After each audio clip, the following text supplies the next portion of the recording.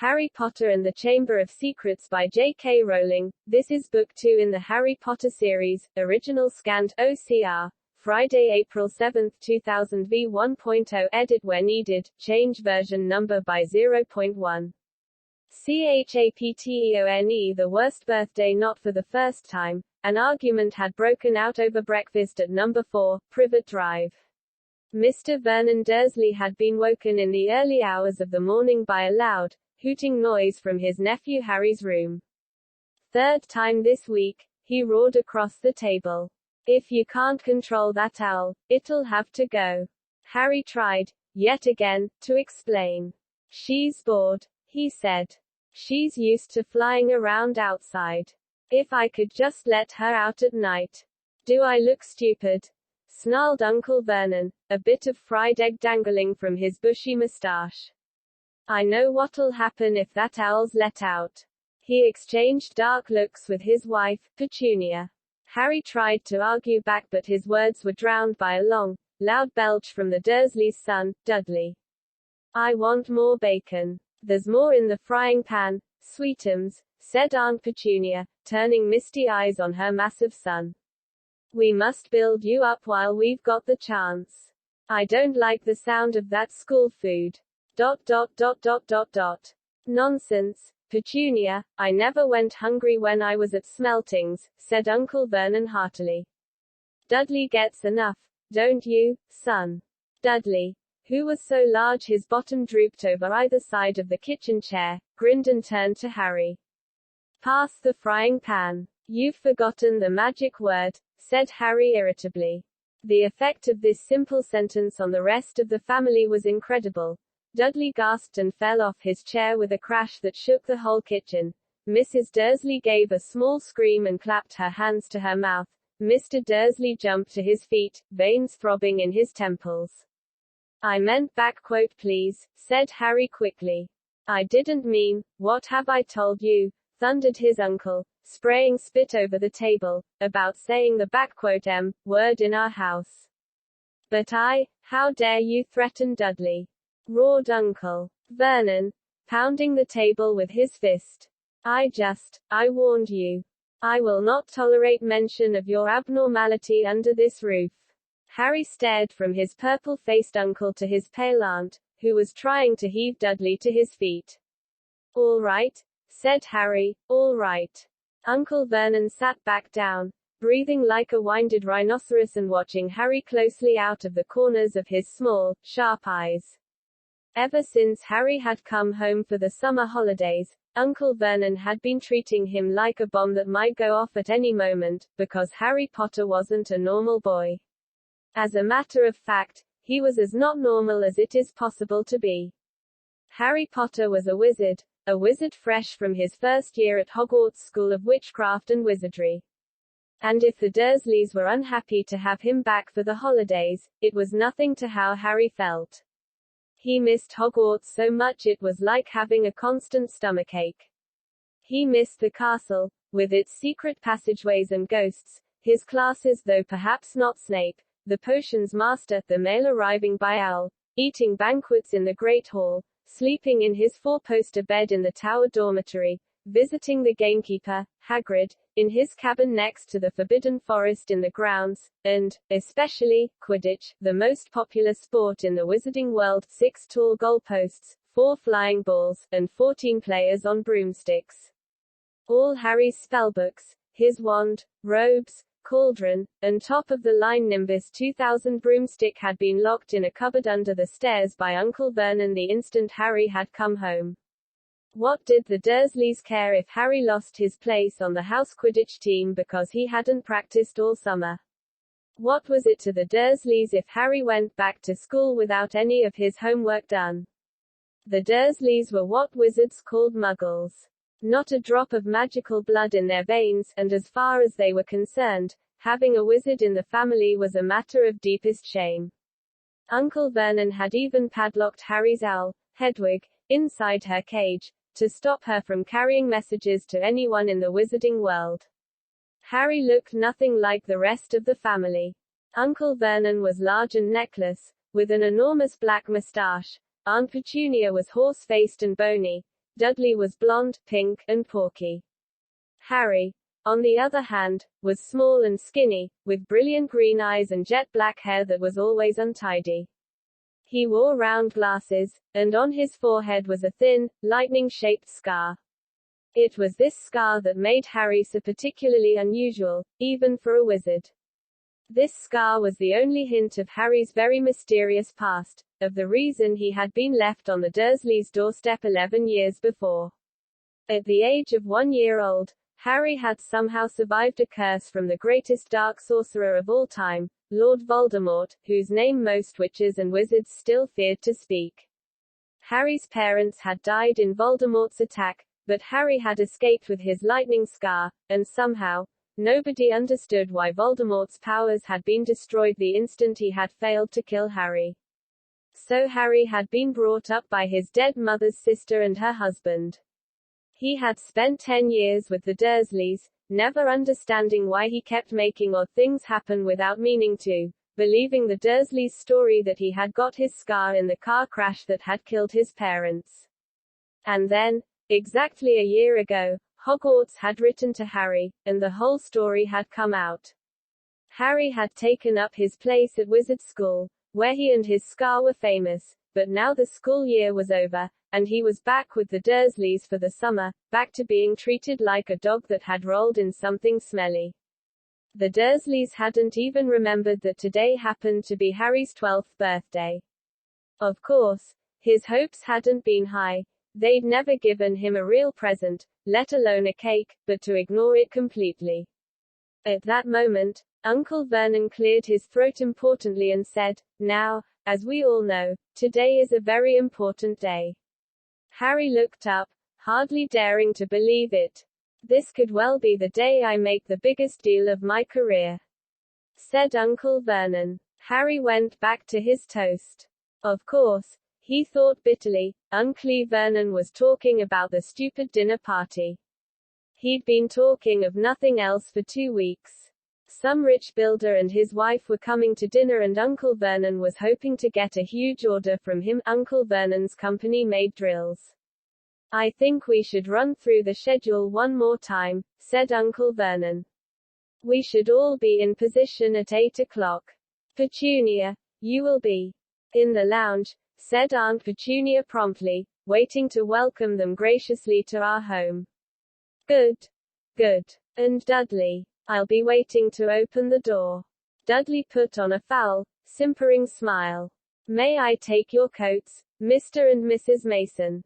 They'll love him," cried Aunt Petunia rapturously. "Excellent, Dudley," said Uncle Vernon. Then he rounded on Harry. "And you?" "I'll be in my bedroom, making no noise and pretending I'm not there," said Harry tonelessly. "Exactly," said Uncle Vernon nastily. "I will lead them into the lounge, introduce you, Petunia, and pour them drinks. At 8:15, I'll announce dinner," said Aunt Petunia. "And, Dudley, you'll say, 'May I take you through to the dining room, Mrs. Mason?'" said Dudley, offering his fat arm to an invisible woman. "My perfect little gentleman," sniffed Aunt Petunia. "And you?" said Uncle Vernon viciously to Harry. "I'll be in my room, making no noise and pretending I'm not there," said Harry dully. "Precisely. Now, we should aim to get in a few good compliments at dinner. Petunia, any ideas?" "Vernon tells me you're a wonderful golfer, Mr. Mason. Do tell me where you bought your dress, Mrs. Mason." "Perfect, Dudley. How about, we had to write an essay about our hero at school, Mr. Mason, and I wrote about you." This was too much for both Aunt Petunia and Harry. Aunt Petunia burst into tears and hugged her son, while Harry ducked under the table so they wouldn't see him laughing. "And you, boy?" Harry fought to keep his face straight as he emerged. "I'll be in my room, making no noise and pretending I'm not there," he said. "Too right, you will," said Uncle Vernon forcefully. "The Marsons don't know anything about you and it's going to stay that way. When dinner's over, you take Mrs. Mason back to the lounge for coffee, Petunia, and I'll bring the subject around to drills. With any luck, I'll have the deal signed and sealed before the news at 10. Be shopping for a vacation home in Mallorca this time tomorrow. Harry couldn't feel too excited about this. He didn't think the Dursleys would like him any better in Mallorca than they did on Privet Drive. Right. I'm off into town to pick up the dinner jackets for Dudley and me. And you? He snarled at Harry. You stay out of your aunt's way while she's cleaning. Harry left through the back door. It was a brilliant, sunny day. He crossed the lawn, slumped down on the garden bench, and sang under his breath. Happy birthday to me, happy birthday to me. No cards, no presents, and he would be spending the evening pretending not to exist. He gazed miserably into the hedge. He had never felt so lonely. More than anything else at Hogwarts, more even than playing Quidditch, Harry missed his best friends, Ron Weasley and Hermione Granger. They, however, didn't seem to be missing him at all. Neither of them had written to him all summer, even though Ron had said he was going to ask Harry to come and stay. Countless times, Harry had been on the point of unlocking Hedwig's cage by magic and sending her to Ron and Hermione with a letter, but it wasn't worth the risk. Underage wizards weren't allowed to use magic outside of school. Harry hadn't told the Dursleys this. He knew it was only their terror that he might turn them all into dung beetles that stopped them from locking him in the cupboard under the stairs with his wand and broomstick. For the first couple of weeks back, Harry had enjoyed muttering nonsense words under his breath and watching Dudley tearing out of the room as fast as his fat legs would carry him. But the long silence from Ron and Hermione had made Harry feel so cut off from the magical world that even taunting Dudley had lost its appeal, and now Ron and Hermione had forgotten his birthday. What wouldn't he give now for a message from Hogwarts? From any witch or wizard. He'd almost be glad of a sight of his archenemy, Draco Malfoy, just to be sure it hadn't all been a dream. Not that his whole year at Hogwarts had been fun. At the very end of last term, Harry had come face to face with none other than Lord Voldemort himself. Voldemort might be a ruin of his former self, but he was still terrifying, still cunning, still determined to regain power. Harry had slipped through Voldemort's clutches for a second time, but it had been a narrow escape, and even now, weeks later, Harry kept waking in the night, drenched in cold sweat, wondering where Voldemort was now, remembering his livid face, his wide, mad eyes. Harry suddenly sat bolt upright on the garden bench. He had been staring absent-mindedly into the hedge, and the hedge was staring back. Two enormous green eyes had appeared among the leaves. Harry jumped to his feet just as a jeering voice floated across the lawn. I know what day it is, sang Dudley, waddling toward him. The huge eyes blinked and vanished. What? Said Harry, not taking his eyes off the spot where they had been. I know what day it is, Dudley repeated, coming right up to him. Well done, said Harry. So you've finally learned the days of the week. Today's your birthday, sneered Dudley. How come you haven't got any cards? Haven't you even got friends at that freak place? Better not let your mum hear you talking about my school, said Harry coolly. Dudley hitched up his trousers, which was slipping down his fat bottom. Why are you staring at the hedge? He said suspiciously. I am trying to decide what would be the best spell to set it on fire, said Harry. Dudley stumbled backward at once, a look of panic on his fat face. You see can't. Dad told you you're not to do magic. He said he'll chuck you out of the house, and you haven't got anywhere else to go, you haven't got any friends to take you. Jiggery pokery, said Harry in a fierce voice. Hocus pocus squiggly wiggly, howled Dudley, tripping over his feet as he dashed back toward the house. He's doing you know what. Harry paid dearly for his moment of fun. As neither Dudley nor the hedge was in any way hurt, Aunt Petunia knew he hadn't really done magic, but he still had to duck as she aimed a heavy blow at his head with the soapy frying pan. Then she gave him work to do, with the promise he wouldn't eat again until he'd finished. While Dudley lolled around watching and eating ice cream, Harry cleaned the windows, washed the car, mowed the lawn, trimmed the flower beds, pruned and watered the roses, and repainted the garden bench. The sun blazed overhead, burning the back of his neck. Harry knew he shouldn't have risen to Dudley's bait, but Dudley had said the very thing Harry had been thinking himself: maybe he didn't have any friends at Hogwarts. Wish they could see famous Harry Potter now, he thought savagely as he spread manure on the flower beds, his back aching, sweat running down his face. It was 7:30 in the evening when at last, exhausted, he heard Aunt Petunia calling him. Get in here, and walk on the newspaper. Harry moved gladly into the shade of the gleaming kitchen. On top of the fridge stood tonight's pudding, a huge mound of whipped cream and sugared violets. A loin of roast pork was sizzling in the oven.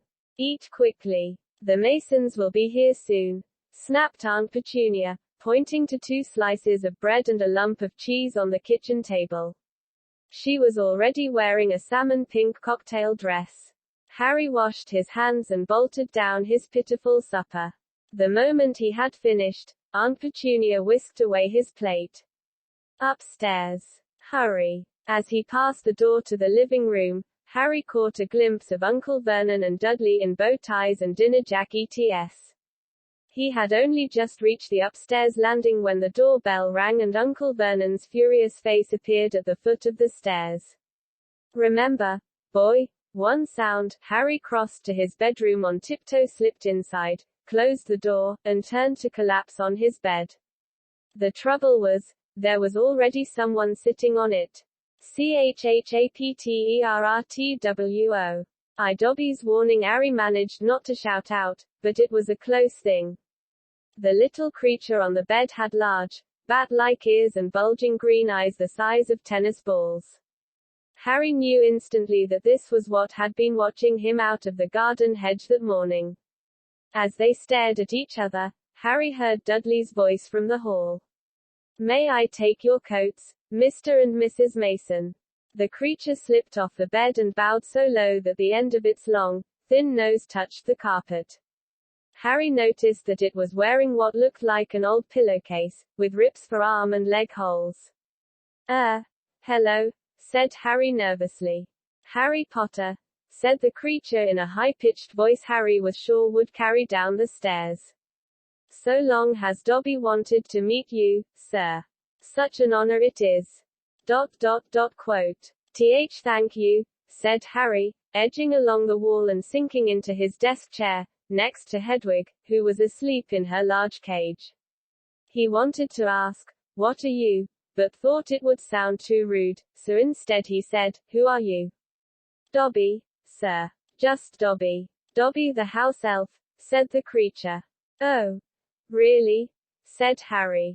I don't want to be rude or anything, but this isn't a great time for me to have a house elf in my bedroom. Aunt Petunia's high, false laugh sounded from the living room. The elf hung his head.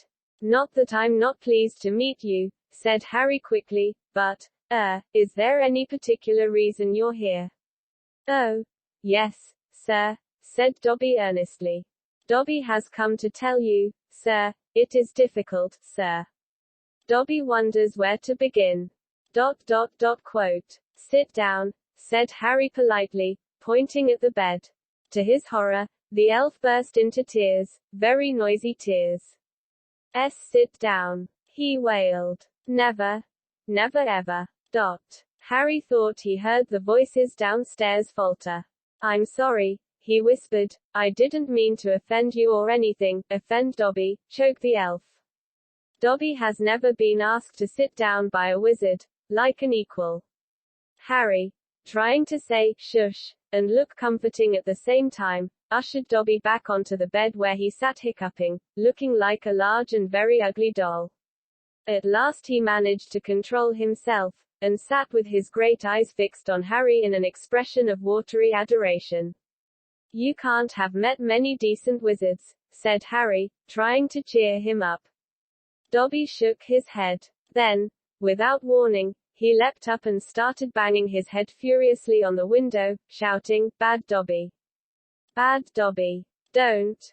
What are you doing?" Harry hissed, springing up and pulling Dobby back onto the bed. Hedwig had woken up with a particularly loud screech and was beating her wings wildly against the bars of her cage. "Dobby had to punish himself, sir," said the elf, who had gone slightly cross-eyed. "Dobby almost spoke ill of his family, sir. Quote. Your family. The wizard family Dobby serves, sir. Dobby's is a house elf bound to serve one house and one family forever. Do they know you're here?" asked Harry curiously. Dobby shuddered. "Oh. No, sir, no. Dobby will have to punish himself most grievously for coming to see you, sir. Dobby will have to shut his ears in the oven door for this. If they ever knew, sir underscore. But won't they notice if you shut your ears in the oven door? Dobby doubts it, sir. Dobby is always having to punish himself for something, sir. They lets Dobby get on with it, sir. Sometimes they reminds me to do extra punishments. But why don't you leave? Escape. A house elf must be set free, sir. And the family will never set Dobby free. Dobby will serve the family until he dies, sir. Quote. Harry stared. And I thought I had it bad staying here for another 4 weeks. He said. This makes the Dursleys sound almost human. Can't anyone help you? Can't I? Almost at once, Harry wished he hadn't spoken. Dobby dissolved again into wails of gratitude. Please, Harry whispered frantically, please be quiet. If the Dursleys hear anything, if they know you're here. Harry Potter asks if he can help Dobby. Dobby has heard of your greatness, sir, but of your goodness, Dobby never knew. Harry, who was feeling distinctly hot in the face, said, whatever you've heard about my greatness is a load of rubbish. I'm not even top of my year at Hogwarts. That's Hermione, she. But he stopped quickly, because thinking about Hermione was painful. Harry Potter is humble and modest, said Dobby reverently, his orb-like eyes aglow. Harry Potter speaks not of his triumph over he who must not be named.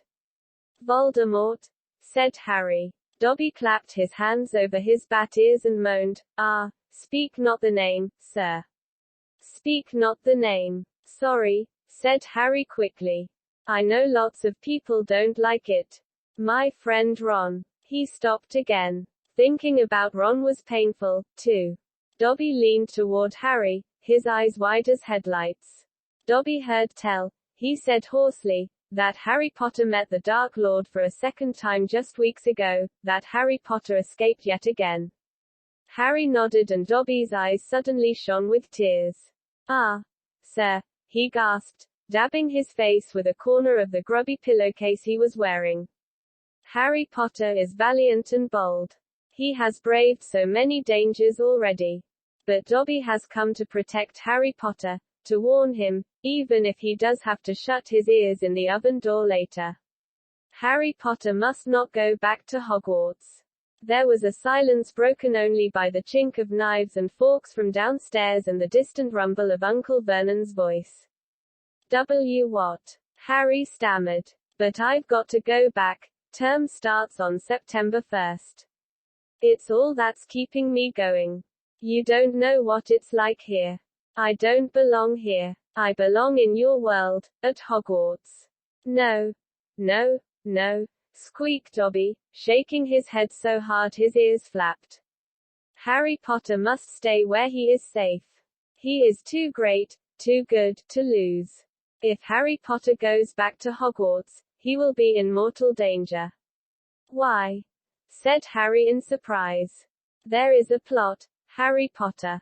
A plot to make most terrible things happen at Hogwarts School of Witchcraft and Wizardry this year, whispered Dobby, suddenly trembling all over.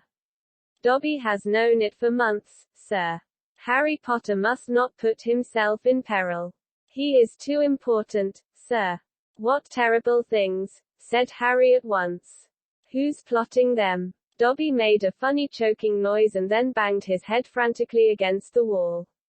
All right, cried Harry, grabbing the elf's arm to stop him. You can't tell me. I understand. But why are you warning me? A sudden, unpleasant thought struck him. Hang on. This hasn't got anything to do with volume, sorry, with you-know-who, has it? You could just shake or nod, he added hastily as Dobby's head tilted worryingly close to the wall again. Slowly, Dobby shook his head. Not he who must not be named, Sir Equals, but Dobby's eyes were wide and he seemed to be trying to give Harry a hint. Harry, however, was completely lost. He hasn't got a brother, has he? Dobby shook his head, his eyes wider than ever. Well then, I can't think who else would have a chance of making horrible things happen at Hogwarts, said Harry. I mean, there's Dumbledore, for one thing. You know who Dumbledore is, don't you? Dobby bowed his head. Albus Dumbledore is the greatest headmaster Hogwarts has ever had. Dobby knows it, sir. Dobby has heard Dumbledore's powers rival those of he who must not be named at the height of his strength. But, sir, Dobby's voice dropped to an urgent whisper, there are powers Dumbledore doesn't, powers no decent wizard. Quote. And before Harry could stop him, Dobby bounded off the bed, seized Harry's desk lamp, and started beating himself around the head with ear-splitting yelps. A sudden silence fell downstairs. 2 seconds later Harry, heart thudding madly, heard Uncle Vernon coming into the hall, calling, Dudley must have left his television on again, the little tyke. Quick! In the closet, hissed Harry, stuffing Dobby in, shutting the door, and flinging himself onto the bed just as the door handle turned. What the devil are you doing? Said Uncle Vernon through gritted teeth, his face horribly close to Harry's. You've just ruined the punchline of my Japanese golfer joke. One more sound and you'll wish you'd never been born, boy. He stomped flat-footed from the room. Shaking, Harry let Dobby out of the closet. See what it's like here, he said. See why I've got to go back to Hogwarts. It's the only place I've got, well, I think I've got friends.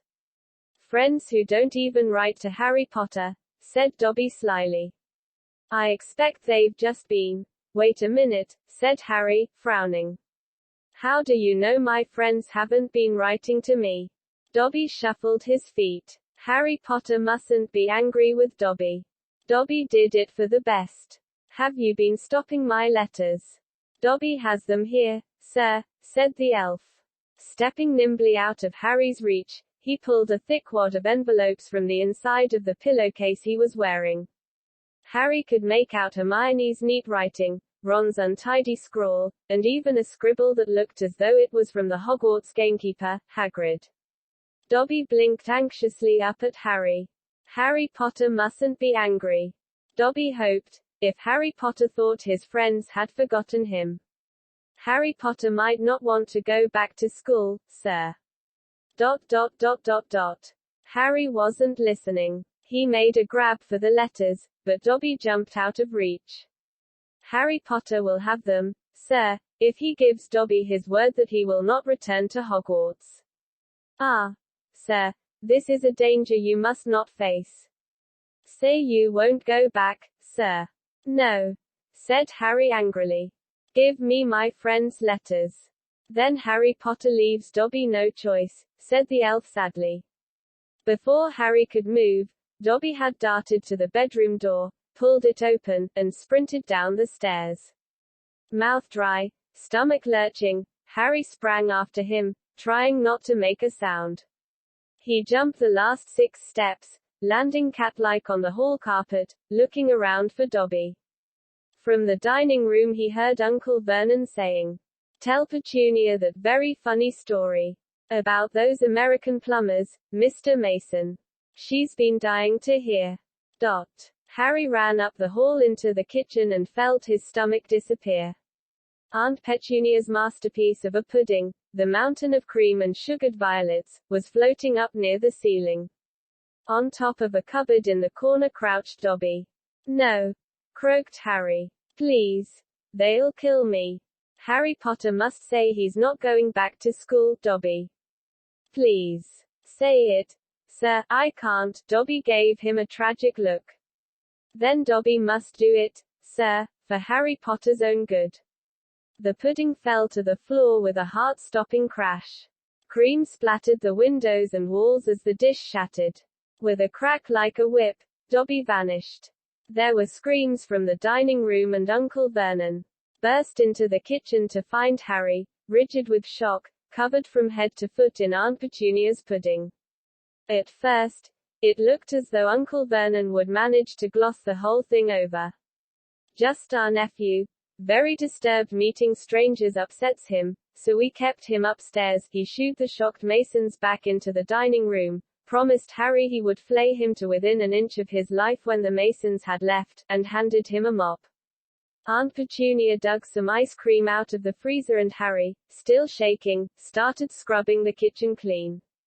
Uncle Vernon might still have been able to make his deal, if it hadn't been for the owl.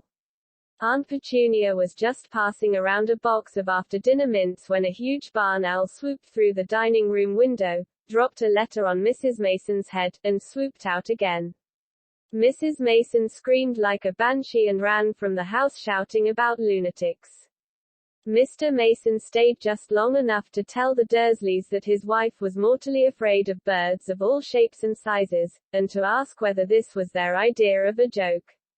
Harry stood in the kitchen, clutching the mop for support, as Uncle Vernon advanced on him, a demonic glint in his tiny eyes.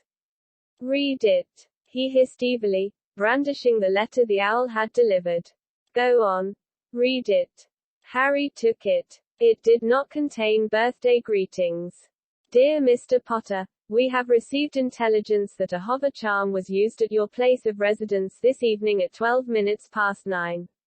As you know, underage wizards are not permitted to perform spells outside school, and further spell work on your part may lead to expulsion from said school. Decree for the Reasonable Restriction of Underage Sorcery, 1875, paragraph C. We would also ask you to remember that any magical activity that risks notice by members of the non-magical community, Muggles, is a serious offense under Section 13 of the International Confederation of Warlocks Statute of Secrecy. Enjoy your holidays. Yours sincerely, Mafalda Hopkirk. Improper use of magic. Office, Ministry of Magic. Harry looked up from the letter and gulped. You didn't tell us you weren't allowed to use magic outside school, said Uncle Vernon, a mad gleam dancing in his eyes. Forgot to mention it. Slipped your mind, I dare say. He was bearing down on Harry like a great bulldog, all his teeth bared. Well, I've got news for you, boy. ... I'm locking you up. You're never going back to that school, never. And if you try and magic yourself out, they'll expel you. And laughing like a maniac, he dragged Harry back upstairs. Uncle Vernon was as bad as his word. The following morning, he paid a man to fit bars on Harry's window. He himself fitted a cat flap in the bedroom door, so that small amounts of food could be pushed inside 3 times a day. They let Harry out to use the bathroom morning and evening. Otherwise, he was locked in his room around the clock. 3 days later, the Dursleys were showing no sign of relenting, and Harry couldn't see any way out of his situation. He lay on his bed watching the sun sinking behind the bars on the window and wondered miserably what was going to happen to him. What was the good of magicking himself out of his room if Hogwarts would expel him for doing it? Yet life at Privet Drive had reached an all-time low. Now that the Dursleys knew they weren't going to wake up as fruit bats, he had lost his only weapon. Dobby might have saved Harry from horrible happenings at Hogwarts, but the way things were going, he'd probably starve to death anyway. The cat flap rattled and Aunt Petunia's hand appeared, pushing a bowl of canned soup into the room. Harry, whose insides were aching with hunger, jumped off his bed and seized it. The soup was stone cold, but he drank half of it in one gulp. Then he crossed the room to Hedwig's cage and tipped the soggy vegetables at the bottom of the bowl into her empty food tray. She ruffled her feathers and gave him a look of deep disgust. It's no good turning your beak up at it. That's all we've got, said Harry grimly. He put the empty bowl back on the floor next to the cat flap and lay back down on the bed, somehow even hungrier than he had been before the soup. Supposing he was still alive in another 4 weeks, what would happen if he didn't turn up at Hogwarts? Would someone be sent to see why he hadn't come back? Would they be able to make the Dursleys let him go? The room was growing dark. Exhausted, stomach rumbling, mind spinning over the same unanswerable questions, Harry fell into an uneasy sleep. He dreamed that he was on show in a zoo, with a card reading "Underage Wizard" attached to his cage. People goggled through the bars at him as he lay, starving and weak, on a bed of straw. He saw Dobby's face in the crowd and shouted out, asking for help, but Dobby called, "Harry Potter is safe there, sir," and vanished. Then the Dursleys appeared and Dudley rattled the bars of the cage, laughing at him. "Stop it," Harry muttered as the rattling pounded in his sore head. "Leave me alone. Cut it out. I'm trying to sleep." Quote. He opened his eyes. Moonlight was shining through the bars on the window. And someone was goggling through the bars at him, a freckle-faced, red-haired, long-nosed someone. Ron Weasley was outside Harry's window. HHAPTERT11HRIE the burrow Ron. L. breathed Harry, creeping to the window and pushing it up so they could talk through the bars. "Ron. How did you, what the?" Harry's mouth fell open as the full impact of what he was seeing hit him. Ron was leaning out of the back window of an old turquoise car, which was parked in midair. Grinning at Harry from the front seats were Fred and George, Ron's elder twin brothers. "All right, Harry?" asked George. "What's been going on?" said Ron. "Why haven't you been answering my letters? I've asked you to stay about 12 times, and then Dad came home and said you'd got an official warning for using magic in front of Muggles." "It wasn't me. And how did he know?" "He works for the ministry," said Ron. "You know we're not supposed to do spells outside school. You should talk," said Harry, staring at the floating car. "Oh. This doesn't count," said Ron. "We're only borrowing this. It's Dad's. We didn't enchant it. But doing magic in front of those Muggles you live with." "I told you. I didn't, but it'll take too long to explain now. Look, can you tell them at Hogwarts that the Dursleys have locked me up and won't let me come back, and obviously I can't magic myself out, because the ministry'll think that's the second spell I've done in 3 days, so." "Stop gibbering," said Ron. "We've come to take you home with us. But you can't magic me out either." "We don't need to," said Ron, jerking his head toward the front seat and grinning. "You forget who I've got with me." "Tie that around the bars," said Fred, throwing the end of a rope to Harry. "If the Dursleys wake up, I'm dead," said Harry as he tied the rope tightly around a bar and Fred revved up the car. "Don't worry," said Fred, "and stand back." Harry moved back into the shadows next to Hedwig, who seemed to have realized how important this was and kept still and silent. The car revved louder and suddenly, with a crunching noise, the bars were pulled clean out of the window as Fred drove straight up in the air. Harry ran back to the window to see the bars dangling a few feet above the ground. Panting, Ron hoisted them up into the car. Harry listened anxiously, but there was no sound from the Dursleys' bedroom. When the bars were safely in the back seat with Ron, Fred reversed as close as possible to Harry's window. "Get in," Ron said. "But all my Hogwarts stuff. My wand, my broomstick, where is it?" "Locked in the cupboard under the stairs. And I can't get out of this room." "No problem," said George from the front passenger seat. "Out of the way, Harry." Fred and George climbed cat-like through the window into Harry's room. "You had to hand it to them," thought Harry, as George took an ordinary hairpin from his pocket and started to pick the lock. "A lot of wizards think it's a waste of time, knowing this sort of Muggle trick," said Fred, but we feel their skills worth learning, even if they are a bit slow." There was a small click and the door swung open. "So, we'll get your trunk. You grab anything you need from your room and hand it out to Ron," whispered George. "Watch out for the bottom stair. It creaks," Harry whispered back as the twins disappeared onto the dark landing. Harry dashed around his room, collecting his things and passing them out of the window to Ron. Then he went to help Fred and George heave his trunk up the stairs. Harry heard Uncle Vernon cough. At last, panting, they reached the landing, then carried the trunk through Harry's room to the open window. Fred climbed back into the car to pull with Ron, and Harry and George pushed from the bedroom side. Inch by inch, the trunk slid through the window. Uncle Vernon coughed again. "A bit more," panted Fred, who was pulling from inside the car. One good push, Harry and George threw their shoulders against the trunk and it slid out of the window into the back seat of the car. "Okay, let's go," George whispered. But as Harry climbed onto the windowsill there came a sudden loud screech from behind him, followed immediately by the thunder of Uncle Vernon's voice. "That ruddy owl. I've forgotten Hedwig." Harry tore back across the room as the landing light clicked on. He snatched up Hedwig's cage, dashed to the window, and passed it out to Ron. He was scrambling back onto the chest of drawers when Uncle Vernon hammered on the unlocked door and it crashed open. For a split second, Uncle Vernon stood framed in the doorway.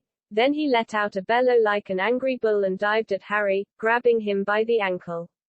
Ron, Fred, and George seized Harry's arms and pulled as hard as they could. "Petunia!" roared Uncle Vernon. "He's getting away! He's getting away!" But the Weasleys gave a gigantic tug and Harry's legs slid out of Uncle Vernon's grasp. Harry was in the car, he'd slammed the door shut. "Put your foot down, Fred!" yelled Ron, and the car shot suddenly toward the moon. Harry couldn't believe it. He was free. He rolled down the window, the night air whipping his hair, and looked back at the shrinking rooftops of Privet Drive. Uncle Vernon, Aunt Petunia, and Dudley were all hanging, dumbstruck, out of Harry's window. "See you next summer," Harry yelled. The Weasleys roared with laughter and Harry settled back in his seat, grinning from ear to ear. "Let Hedwig out," he told Ron. "She can fly behind us. She hasn't had a chance to stretch her wings for ages." George handed the hairpin to Ron and, a moment later, Hedwig soared joyfully out of the window to glide alongside them like a ghost. "So, what's the story, Harry?" said Ron impatiently. "What's been happening?" Harry told them all about Dobby, the warning he'd given Harry and the fiasco of the violet pudding. There was a long, shocked silence when he had finished. "Very fishy," said Fred finally. "Definitely dodgy," agreed George. "So he wouldn't even tell you who's supposed to be plotting all this stuff?"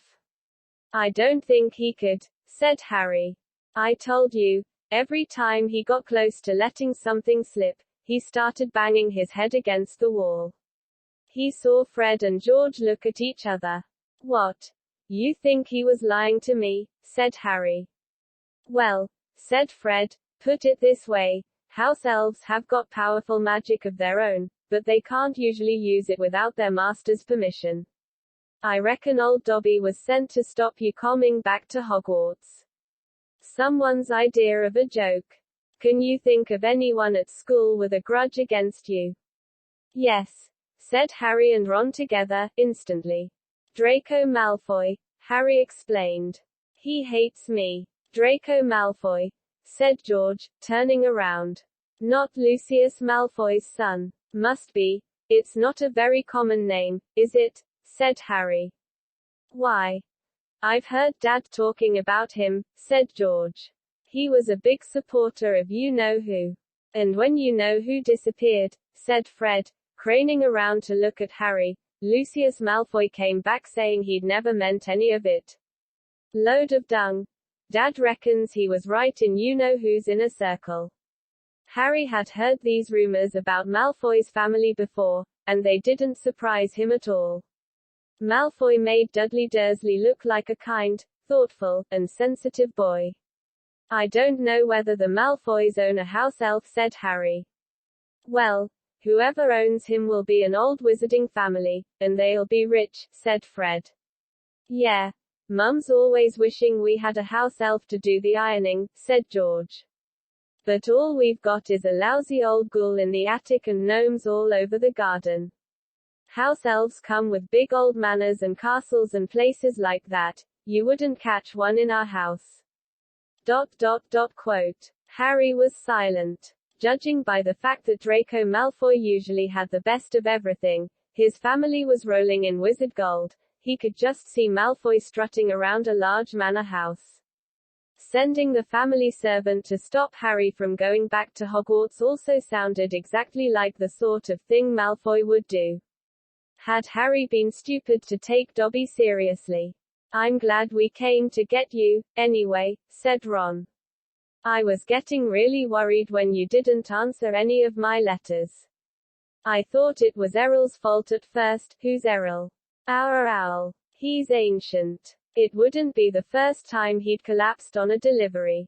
So then I tried to borrow Hermes.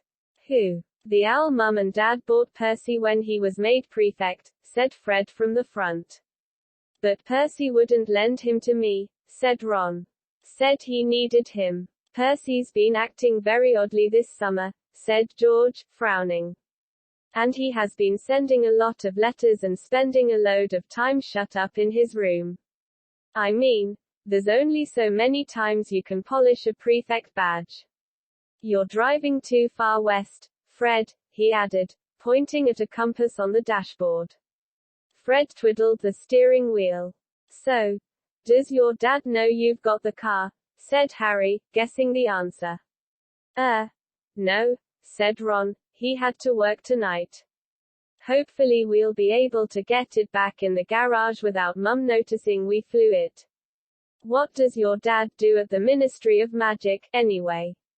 He works in the most boring department, said Ron. The Misuse of Muggle Artifacts office. The what? It's all to do with bewitching things that a Muggle made, you know, in case they end up back in a Muggle shop or house. Like, last year, some old witch died and her tea set was sold to an antiques shop. This Muggle woman bought it, took it home, and tried to serve her friends tea in it. It was a nightmare. Dad was working overtime for weeks. What happened? The teapot went berserk and squirted boiling tea all over the place, and one man ended up in the hospital with the sugar tongs clamped to his nose. Dad was going frantic. It's only him and an old warlock called Perkins in the office, and they had to do memory charms and all sorts of stuff to cover it up.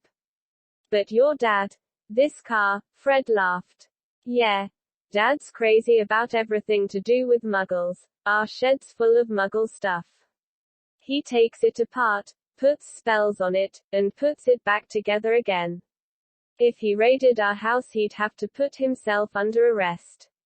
It drives Mum mad. That's the main road, said George, peering down through the windshield.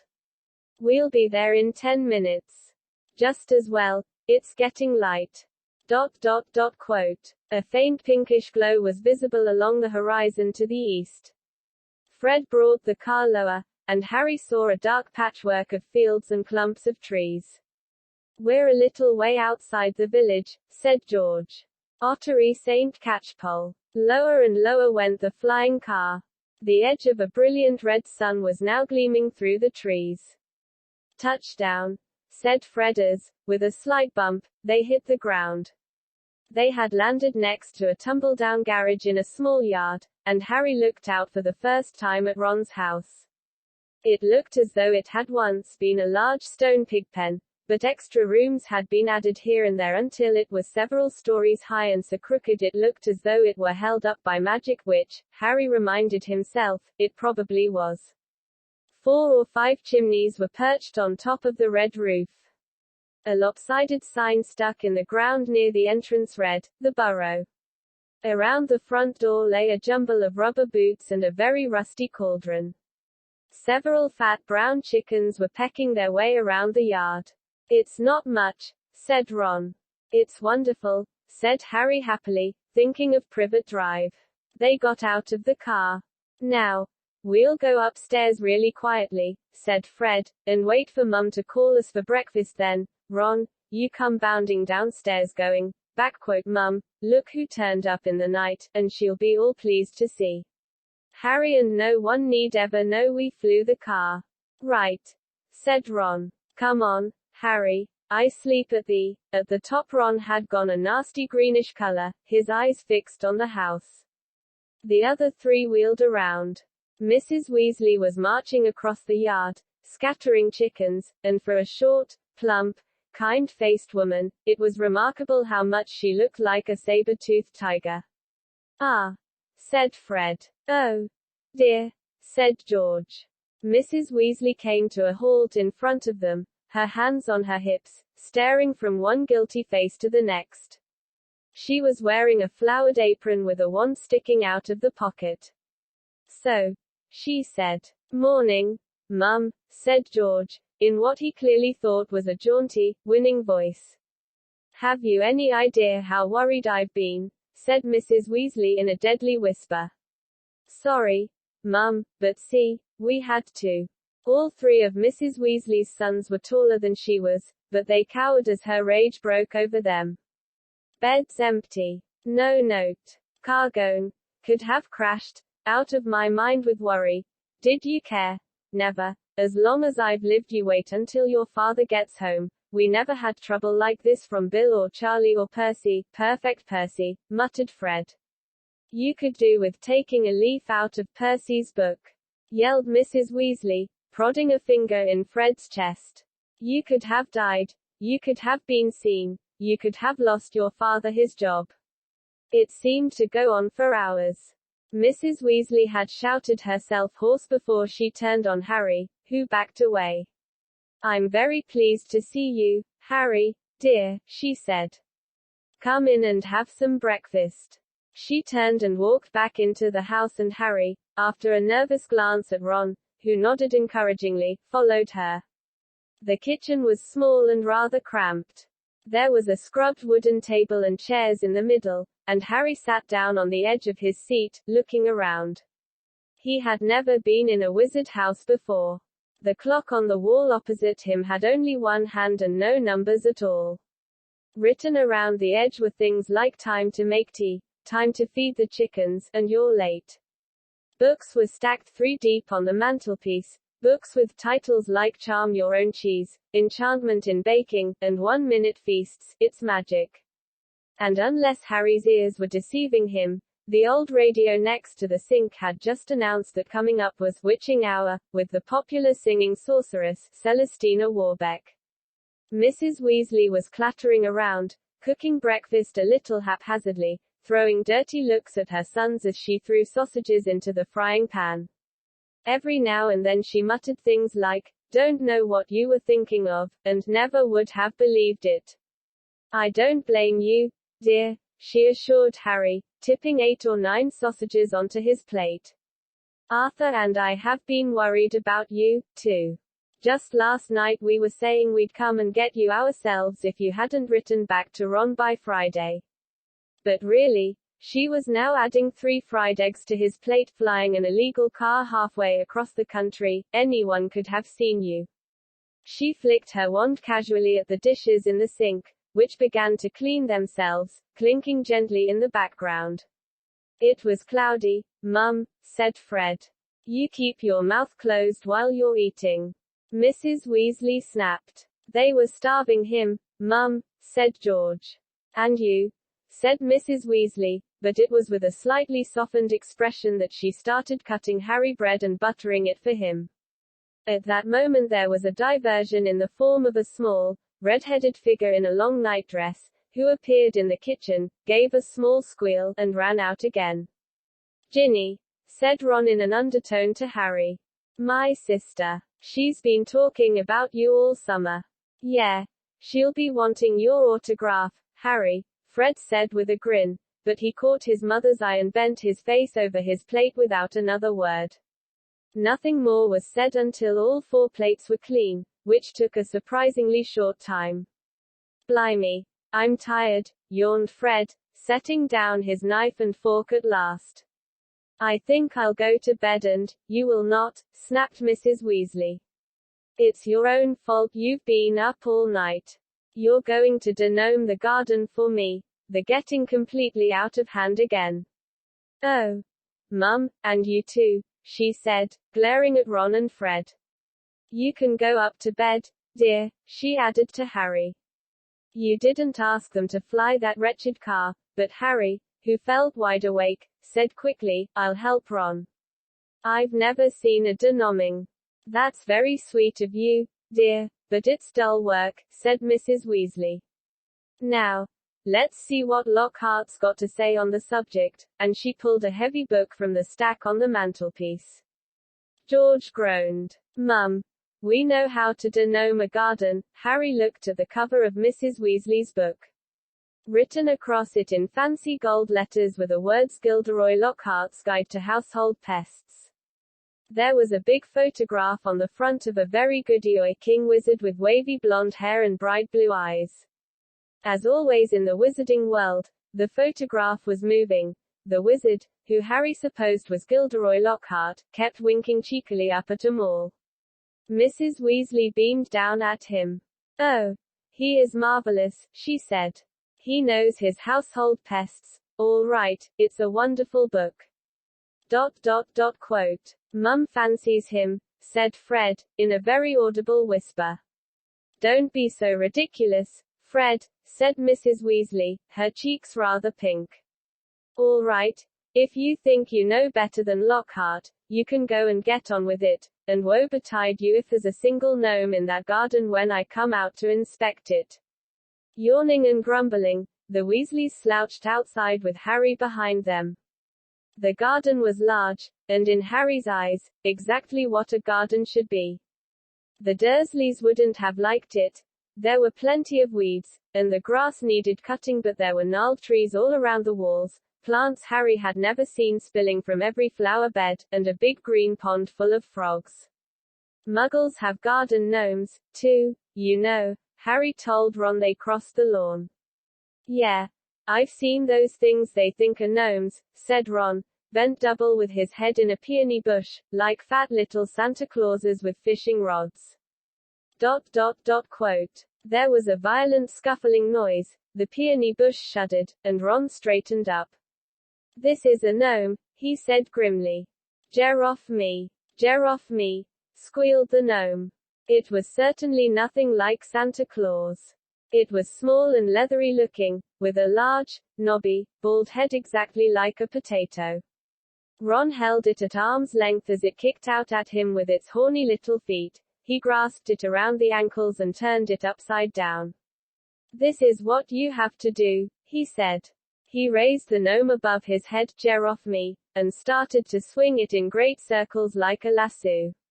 Seeing the shocked look on Harry's face, Ron added, it doesn't hurt them, you've just got to make them really dizzy so they can't find their way back to the gnome holes. He let go of the gnome's ankles. It flew 20 feet into the air and landed with a thud in the field over the hedge. Pitiful, said Fred. I bet I can get mine beyond that stump. Harry learned quickly not to feel too sorry for the gnomes. He decided just to drop the first one he caught over the hedge, but the gnome, sensing weakness, sank its razor-sharp teeth into Harry's finger and he had a hard job shaking it off, until... Wow, Harry, that must have been 50 feet. The air was soon thick with flying gnomes. See? They're not too bright, said George, seizing 5 or 6 gnomes at once. The moment they know the denoming's going on, they storm up to have a look. You'd think they'd have learned by now just to stay put. Soon, the crowd of gnomes in the field started walking away in a straggling line, their little shoulders hunched. They'll be back, said Ron as they watched the gnomes disappear into the hedge on the other side of the field. They love it here. Dad's too soft with them. He thinks they're funny.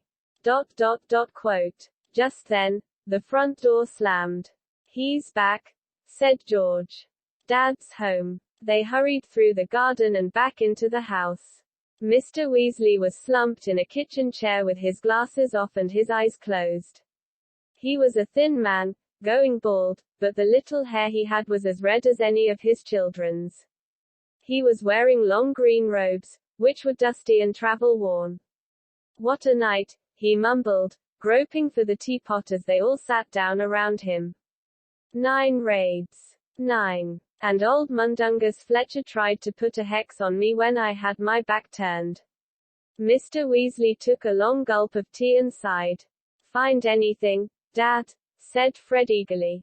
"All I got were a few shrinking door keys and a biting kettle," yawned Mr. Weasley. "There was some pretty nasty stuff that wasn't my department, though. Mortlake was taken away for questioning about some extremely odd ferrets, but that's the Committee on Experimental Charms, thank goodness." "Why would anyone bother making door keys shrink?" said George. "Just muggle baiting," sighed Mr. Weasley. "Sell them a key that keeps shrinking to nothing so they can never find it when they need it. Of course, it's very hard to convict anyone because no muggle would admit their key keeps shrinking. They'll insist they just keep losing it. Bless them. They'll go to any lengths to ignore magic, even if it's staring them in the face. But the things our lot have taken to enchanting, you wouldn't believe. Like cars, for instance." Mrs. Weasley had appeared, holding a long poker like a sword. Mr. Weasley's eyes jerked open. He stared guiltily at his wife. "See cars, Molly, dear?"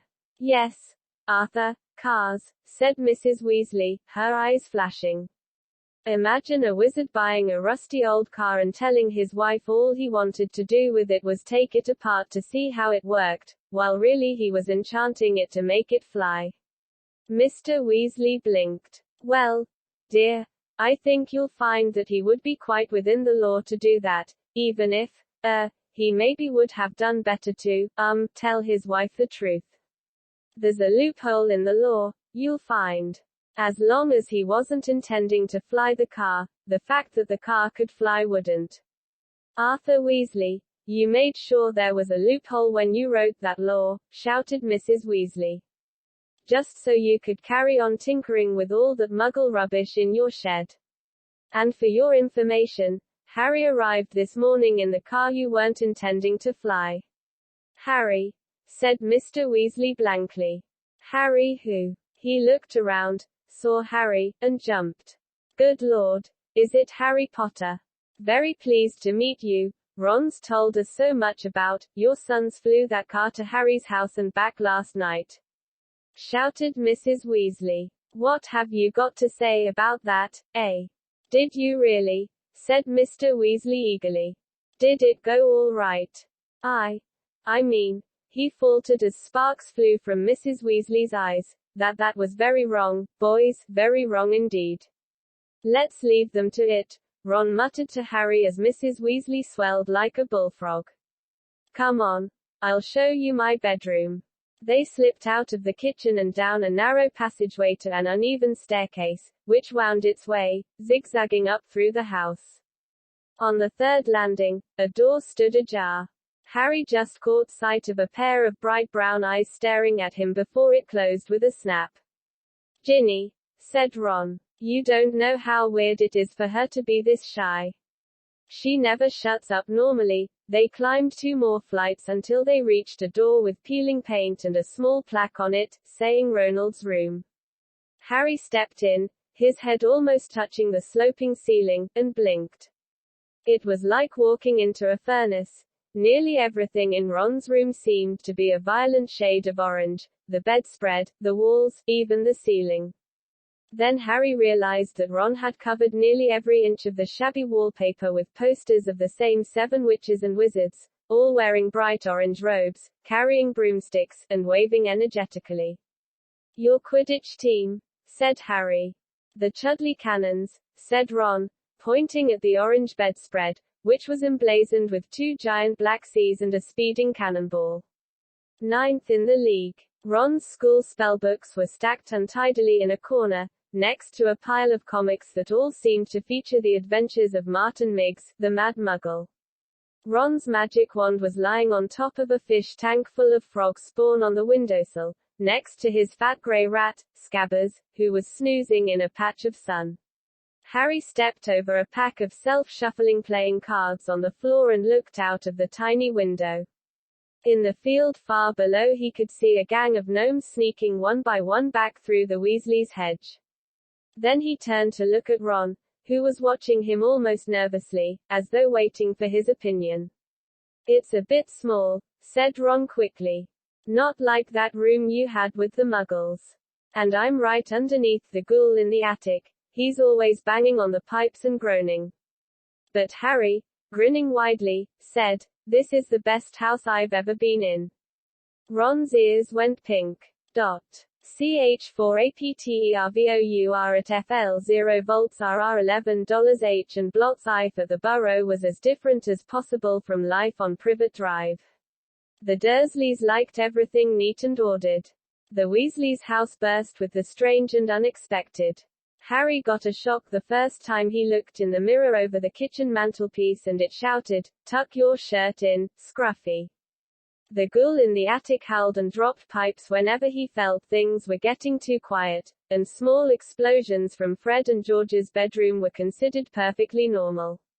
What Harry found most unusual about life at Ron's, however, wasn't the talking mirror or the clanking ghoul, it was the fact that everybody there seemed to like him. Mrs. Weasley fussed over the state of his socks and tried to force him to eat fourth helpings at every meal. Mr. Weasley liked Harry to sit next to him at the dinner table so that he could bombard him with questions about life with Muggles, asking him to explain how things like plugs and the postal service worked. 42. Fascinating, he would say as Harry talked him through using a telephone. Ingenious, really. How many ways Muggles have found of getting along without magic. Harry heard from Hogwarts one sunny morning about a week after he had arrived at the Burrow. He and Ron went down to breakfast to find Mr. and Mrs. Weasley and Ginny already sitting at the kitchen table. The moment she saw Harry, Ginny accidentally knocked her porridge bowl to the floor with a loud clatter. Ginny seemed very prone to knocking things over whenever Harry entered a room. She dived under the table to retrieve the bowl and emerged with her face glowing like the setting sun. Pretending he hadn't noticed this, Harry sat down and took the toast Mrs. Weasley offered him. "Letters from school," said Mr. Weasley, passing Harry and Ron identical envelopes of yellowish parchment, addressed in green ink. "Dumbledore already knows you're here, Harry. Doesn't miss a trick, that man. You two've got them, too," he added, as Fred and George ambled in, still in their pajamas. For a few minutes there was silence as they all read their letters. Harry's told him to catch the Hogwarts Express as usual from King's Cross Station on September 1st. There was also a list of the new books he'd need for the coming year. Second-year students will require The Standard Book of Spells, Grade 2 by Miranda Goshawk, Break with a Banshee by Gilderoy Lockhart, Gadding with Ghouls by Gilderoy Lockhart, Holidays with Hags by Gilderoy Lockhart. 4. Three Travels with Trolls by Gilderoy Lockhart, Voyages with Vampires by Gilderoy Lockhart, Wanderings with Werewolves by Gilderoy Lockhart, Year with the Yeti by Gilderoy Lockhart. Fred, who had finished his own list, peered over at Harry's. "You've been told to get all Lockhart's books, too," he said. "The new Defense Against the Dark Arts teacher must be a fan. Bet it's a witch." At this point, Fred caught his mother's eye and quickly busied himself with the marmalade. "That lot won't come cheap," said George, with a quick look at his parents. "Lockhart's books are really expensive." "Well, we'll manage," said Mrs. Weasley, but she looked worried. "I expect we'll be able to pick up a lot of Ginny's things second-hand." "Oh, are you starting at Hogwarts this year?" Harry asked Ginny. She nodded, blushing to the roots of her flaming hair, and put her elbow in the butter dish. Fortunately no one saw this except Harry, because just then Ron's elder brother Percy walked in. He was already dressed, his Hogwarts prefect badge pinned to his sweater vest. "Morning, all," said Percy briskly. Lovely day. He sat down in the only remaining chair but leapt up again almost immediately, pulling from underneath him a molting, grey feather duster. At least, that was what Harry thought it was, until he saw that it was breathing. Asterisk 44, Errol, said Ron, taking the limp owl from Percy and extracting a letter from under its wing. Finally. He's got Hermione's answer. I wrote to her saying we were going to try and rescue you from the Dursleys. He carried Errol to a perch just inside the back door and tried to stand him on it, but Errol flopped straight off again, so Ron lay him on the draining board instead, muttering, "Pathetic." Then he ripped open Hermione's letter and read it out loud. "Dear Ron, and Harry if you're there. I hope everything went all right and that Harry is okay and that you didn't do anything illegal to get him out, Ron, because that would get Harry into trouble, too. I've been really worried, and if Harry is all right, will you please let me know at once, but perhaps it would be better if you used a different owl because I think another delivery might finish your one off. I'm very busy with schoolwork, of course. How can she be?" said Ron in horror. "We're on vacation. And we're going to London next Wednesday to buy my new books. Why don't we meet in Diagon Alley? Let me know what's happening as soon as you can. Love from Hermione." "Well, that fits in nicely. We can go and get all your things then, too," said Mrs. Weasley, starting to clear the table. "What are you all up to today?" Harry, Ron, Fred, and George were planning to go up the hill to a small paddock the Weasleys owned. It was surrounded by trees that blocked it from view of the village below, meaning that they could practice Quidditch there, as long as they didn't fly too high.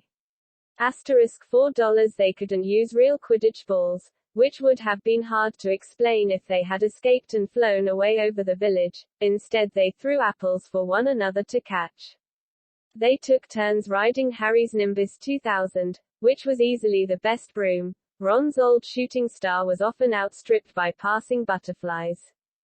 5 minutes later they were marching up the hill, broomsticks over their shoulders. They had asked Percy if he wanted to join them, but he had said he was busy.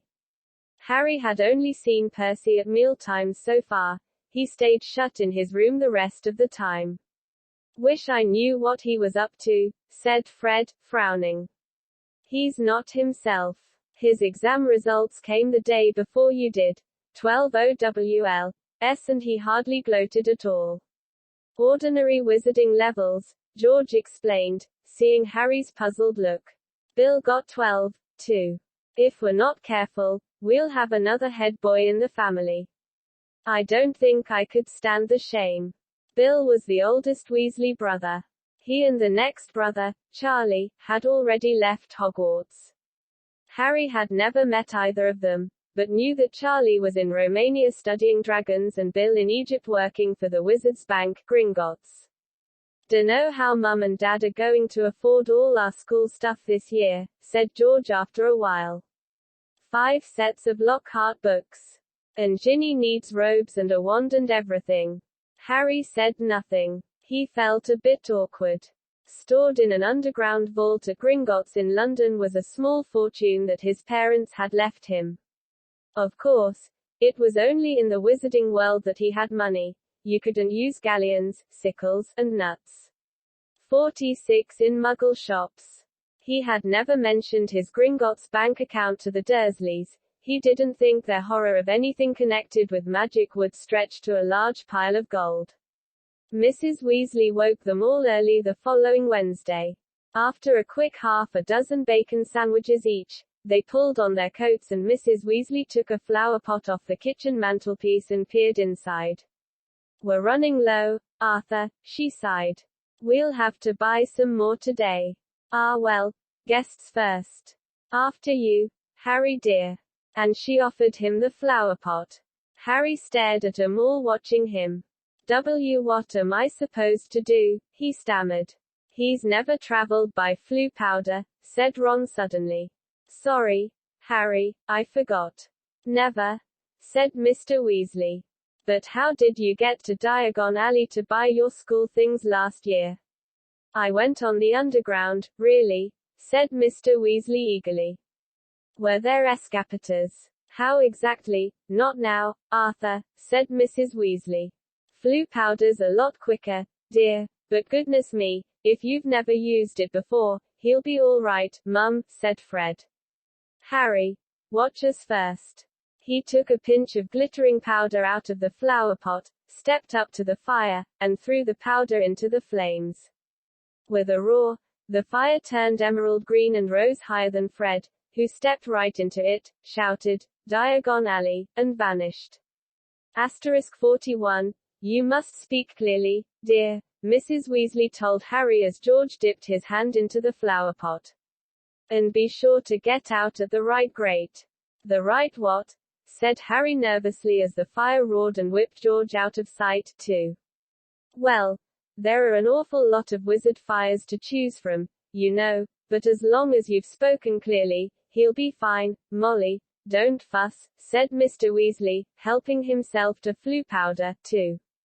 But, dear, if he got lost, how would we ever explain to his aunt and uncle? They wouldn't mind, Harry reassured her. Dudley would think it was a brilliant joke if I got lost up a chimney, don't worry about that. Well, all right, you go after Arthur, said Mrs. Weasley. Now, when you get into the fire, say where you're going, and keep your elbows tucked in, Ron advised. And your eyes shut, said Mrs. Weasley. The soot. Don't fidget, said Ron. Or you might well fall out of the wrong fireplace, but don't panic and get out too early. Wait until you see Fred and George. Trying hard to bear all this in mind, Harry took a pinch of Flue powder and walked to the edge of the fire. He took a deep breath, scattered the powder into the flames, and stepped forward. The fire felt like a warm breeze. He opened his mouth and immediately swallowed a lot of hot ash. Diagon Alley, he coughed. 48. It felt as though he was being sucked down a giant drain. He seemed to be spinning very fast. The roaring in his ears was deafening. He tried to keep his eyes open, but the whirl of green flames made him feel sick. Something hard knocked his elbow and he tucked it in tightly. Still spinning and spinning. Now it felt as though cold hands were slapping his face. Squinting through his glasses, he saw a blurred stream of fireplaces and snatched glimpses of the rooms beyond. His bacon sandwiches were churning inside him. He closed his eyes again, wishing it would stop, and then he fell, face forward, onto cold stone and felt the bridge of his glasses snap. Dizzy and bruised, covered in soot, he got gingerly to his feet, holding his broken glasses up to his eyes. He was sight alone, but where he was, he had no idea. All he could tell was that he was standing in the stone fireplace of what looked like a large, dimly lit wizard's shop, but nothing in here was ever likely to be on a Hogwarts school list. A glass case nearby held a withered hand on a cushion, a blood-stained pack of cards, and a staring glass eye. Evil-looking masks stared down from the walls. An assortment of human bones lay upon the counter, and rusty, spiked instruments hung from the ceiling. Even worse, the dark, narrow street Harry could see through the dusty shop window was definitely not Diagon Alley. The sooner he got out of here, the better. Nose still stinging where it had hit the hearth, Harry made his way swiftly and silently toward the door, but before he'd got halfway toward it, two people appeared on the other side of the glass, and one of them was the 49 very last person Harry wanted to meet when he was lost, covered in soot, and wearing broken glasses, Draco Malfoy. Harry looked quickly around and spotted a large black cabinet to his left. He shot inside it and pulled the doors closed, leaving a small crack to peer through. Seconds later, a bell clanged, and Malfoy stepped into the shop. The man who followed could only be Draco's father. He had the same pale, pointed face and identical cold, grey eyes. Mr. Malfoy crossed the shop, looking lazily at the items on display, and rang a bell on the counter before turning to his son and saying, "Touch nothing, Draco." Malfoy, who had reached for the glass eye, said, "I thought you were going to buy me a present." "I said I would buy you a racing broom," said his father, drumming his fingers on the counter. What's the good of that if I'm not on the house team? Said Malfoy, looking sulky and bad-tempered. Harry Potter got a Nimbus 2000 last year. Special permission from Dumbledore so he could play for Gryffindor. He's not even that good. It's just because he's famous. Famous for having a stupid scar on his forehead. Quote. Malfoy bent down to examine a shelf full of skulls. Quote. Everyone thinks he's so smart. Wonderful Potter with his scar and his broomstick. You have told me this at least a dozen times already, said Mr. Malfoy, with a quelling look at his son. And I would remind you that it is not prudent to appear less than fond of Harry Potter, not when most of our kind regard him as the hero who made the Dark Lord disappear. Mr. Borgin. 50. A stooping man had appeared behind the counter, smoothing his greasy hair back from his face. Mr. Malfoy, what a pleasure to see you again, said Mr. Borgin in a voice as oily as his hair. Delighted. And young Master Malfoy, too charmed. How may I be of assistance? I must show you. Just in today, and very reasonably priced. I'm not buying today, Mr. Borgin, but selling, said Mr. Malfoy. Selling. The smile faded slightly from Mr. Borgin's face. You have heard, of course, that the Ministry is conducting more raids, said Mr. Malfoy, taking a roll of parchment from his inside pocket and unraveling it for Mr. Borgin to read. I have a few items at home that might embarrass me, if the Ministry were to call. Mr. Borgin fixed a pair of pince-nez to his nose and looked down the list. The Ministry wouldn't presume to trouble you, sir, surely. Mr. Malfoy's lip curled. I have not been visited yet. The name Malfoy still commands a certain respect, yet the Ministry grows ever more meddlesome. There are rumors about a new Muggle Protection Act. No doubt that Flabberton, Muggle-loving fool Arthur Weasley is behind it. Harry felt a hot surge of anger. And as you see, certain of these poisons might make it appear. I understand, sir, of course, said Mr. Borgin. Let me see. Quote. Can I have that? Interrupted Draco, pointing at the withered hand on its cushion. 51. The Hand of Glory, said Mr. Borgin, abandoning Mr. Malfoy's list and scurrying over to Draco. Insert a candle and it gives light only to the holder. Best friend of thieves and plunderers. Your son has fine taste, sir. I hope my son will amount to more than a thief or a plunderer, Borgin, said Mr. Malfoy coldly, and Mr. Borgin said quickly, no offense, sir. No offense meant, though if his grades don't pick up, said Mr. Malfoy, more coldly still, that may indeed be all he is fit for. It's not my fault, retorted Draco. The teachers all have favorites. That Hermione Granger, I would have thought you'd be ashamed that a girl of no wizard family beat you in every exam, snapped Mr. Malfoy. Ha! Said Harry under his breath, pleased to see Draco looking both abashed and angry. It's the same all over, said Mr. Borgin, in his oily voice. Wizard blood is counting for less everywhere. Not with me, said Mr. Malfoy, his long nostrils flaring.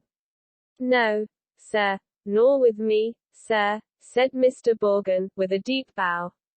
In that case, perhaps we can return to my list, said Mr. Malfoy shortly.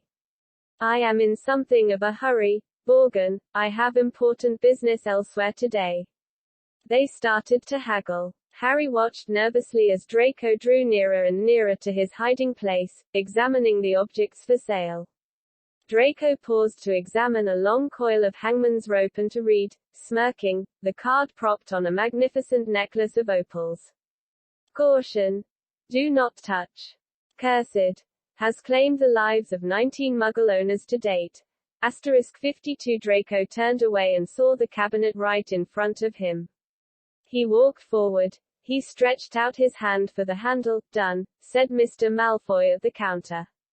Come, Draco. Harry wiped his forehead on his sleeve as Draco turned away. Good day to you, Mr. Borgin. I'll expect you at the manor tomorrow to pick up the goods. The moment the door had closed, Mr. Borgin dropped his oily manner. Good day yourself, Mr. Malfoy, and if the stories are true, you haven't sold me half of what's hidden in your manor. Muttering darkly, Mr. Borgin disappeared into a back room. Harry waited for a minute in case he came back, then, quietly as he could, slipped out of the cabinet, past the glass cases, and out of the shop door. Clutching his broken glasses to his face, Harry stared around. He had emerged into a dingy alleyway that seemed to be made up entirely of shops devoted to the dark arts. The one he'd just left, Borgin and Burke's, looked like the largest, but opposite was a nasty window display of shrunken heads and, 2 doors down, a large cage was alive with gigantic black spiders. 2 shabby-looking wizards were watching him from the shadow of a doorway, muttering to each other.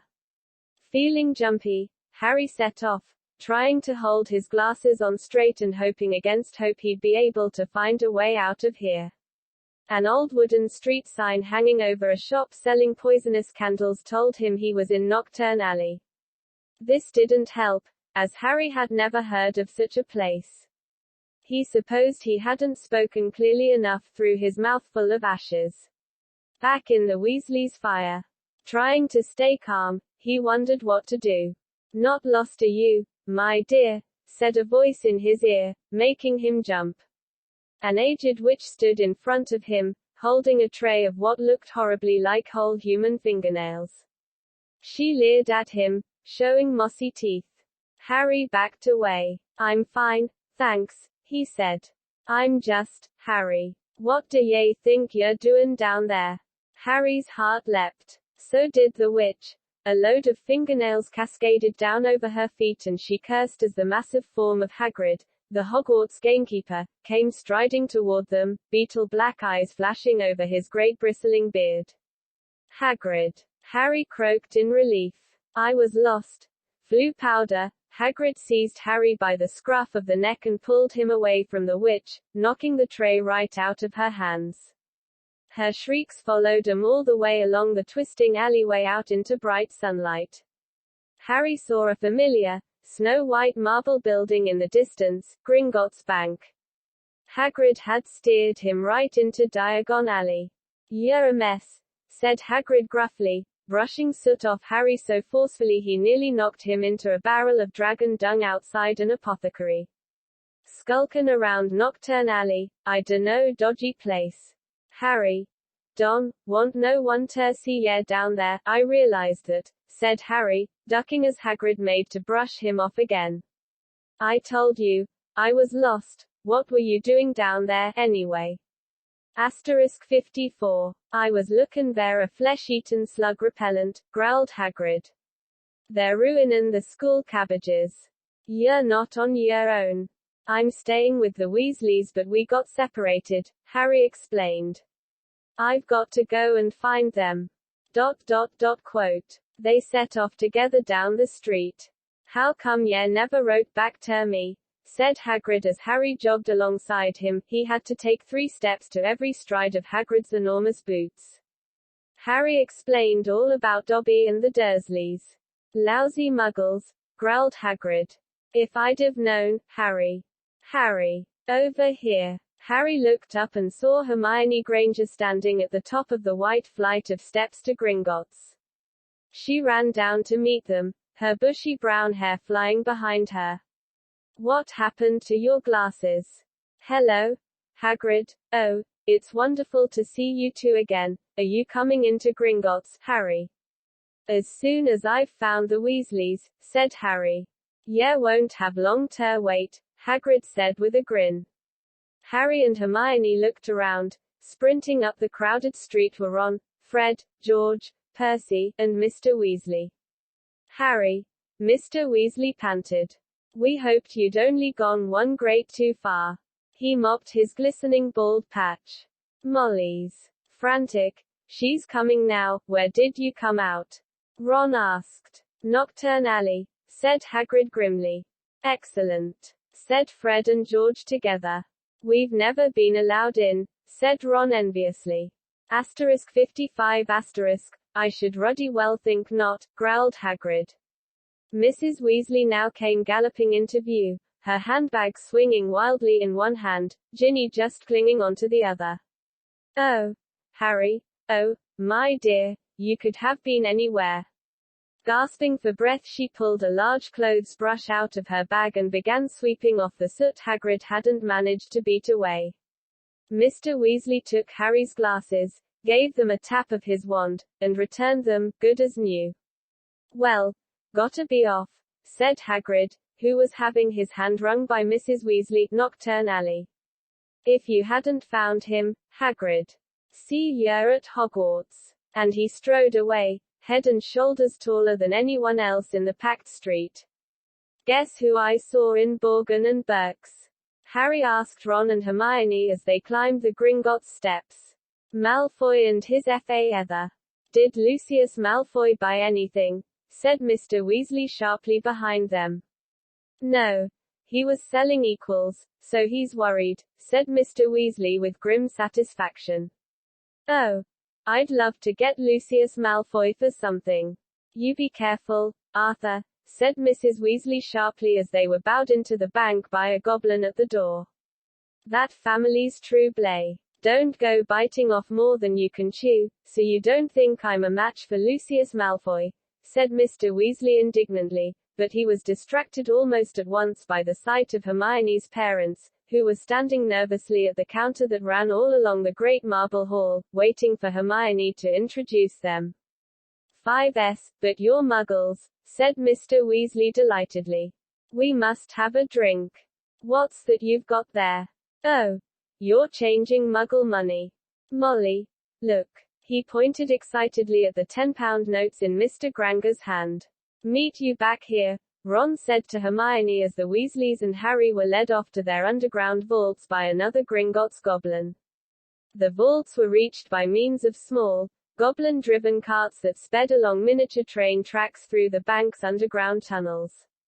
Harry enjoyed the breakneck journey down to the Weasleys' vault, but felt dreadful, far worse than he had in Knockturn Alley, when it was opened. There was a very small pile of silver sickles inside, and just one gold galleon. Mrs. Weasley fell right into the corners before sweeping the whole lot into her bag. Harry felt even worse when they reached his vault. He tried to block the contents from view as he hastily shoved handfuls of coins into a leather bag. Back outside on the marble steps, they all separated. Percy muttered vaguely about needing a new quill. Fred and George had spotted their friend from Hogwarts, Lee Jordan. Mrs. Weasley and Ginny were going to a second-hand robe shop. Mr. Weasley was insisting on taking the Grangers off to the Leaky Cauldron for a drink. "We'll all meet at Flourish and Blotts in an hour to buy your schoolbooks," said Mrs. Weasley, setting off with Ginny. "And not one step down Knockturn Alley," she shouted at the twins' retreating backs. Harry, Ron, and Hermione strolled off along the winding, cobbled street. The bag of gold, silver, and bronze jangling cheerfully *57* in Harry's pocket was clamoring to be spent, so he bought 3 large strawberry and peanut butter ice creams, which they slurped happily as they wandered up the alley, examining the fascinating shop windows. Ron gazed longingly at a full set of Chudley-Cannon robes in the windows of Quality Quidditch Supplies until Hermione dragged him off to buy ink and parchment next door. In Gamble and Jape's Wizarding Joke Shop, they met Fred, George, and Lee Jordan, who were stocking up on Dr. Filibuster's fabulous Wet Start, no-heat fireworks, and in a tiny junk shop full of broken wands, lopsided brass scales, and old cloaks covered in potion stains they found Percy, deeply immersed in a small and deeply boring book called Prefects Who Gained Power. A study of Hogwarts prefects and their later careers, Ron read aloud off the back cover. "That sounds fascinating. ... Quote. Go away," Percy snapped. "Course. He's very ambitious, Percy, he's got it all planned out. ... He wants to be Minister of Magic," Ron told Harry and Hermione in an undertone as they left Percy to it. An hour later, they headed for Flourish and Blotts. They were by no means the only ones making their way to the bookshop. As they approached it, they saw to their surprise a large crowd jostling outside the doors, trying to get in. The reason for this was proclaimed by a large banner stretched across the upper windows. Gilderoy Lockhart will be signing copies of his autobiography Magical Me today 12:30 p.m. to 4:30 p.m. We can actually meet him. Hermione squealed. I mean, he's written almost the whole book list. The crowd seemed to be made up mostly of witches around Mrs. Weasley's age. A harassed-looking wizard stood at the door, saying, calmly, please, ladies. Don't push. There, mind the books, now. Harry, Ron, and Hermione squeezed inside. A long line wound right to the back of the shop, where Gilderoy Lockhart was signing his books. They each grabbed a copy of the Standard Book of Spells, Grade 2, and sneaked up the line to where the rest of the Weasleys were standing with Mr. and Mrs. Granger. Oh, there you are. Good, said Mrs. Weasley. She sounded breathless and kept patting her hair. We'll be able to see him in a minute. Gilderoy Lockhart came slowly into view, seated at a table surrounded by large pictures of his own face, all winking and flashing dazzlingly white teeth at the crowd. The real Lockhart was wearing robes of forget-me-not blue that exactly matched his eyes. His pointed wizard's hat was set at a jaunty angle on his wavy hair. A short, irritable-looking man was dancing around taking photographs with a large black camera that emitted puffs of purple smoke with every blinding flash. Out of the way, there, he snarled at Ron, moving back to get a better shot. This is for the Daily Prophet. Big deal, said Ron, rubbing his foot where the photographer had stepped on it. Gilderoy Lockhart heard him. He looked up. He saw Ron *59*, and then he saw Harry. He stared. Then he leapt to his feet and positively shouted, "It can't be Harry Potter." The crowd parted, whispering excitedly. Lockhart dived forward, seized Harry's arm, and pulled him to the front. The crowd burst into applause. Harry's face burned as Lockhart shook his hand for the photographer, who was clicking away madly, wafting thick smoke over the Weasleys. Nice big smile, Harry, said Lockhart, through his own gleaming teeth. Together, you and I are worth the front page. When he finally let go of Harry's hand, Harry could hardly feel his fingers. He tried to sidle back over to the Weasleys, but Lockhart threw an arm around his shoulders and clamped him tightly to his side. Ladies and gentlemen, he said loudly, waving for quiet. What an extraordinary moment this is. The perfect moment for me to make a little announcement I've been sitting on for some time. When young Harry here stepped into Flourish and Blots today, he only wanted to buy my autobiography, which I shall be happy to present him now, free of charge. The crowd applauded again.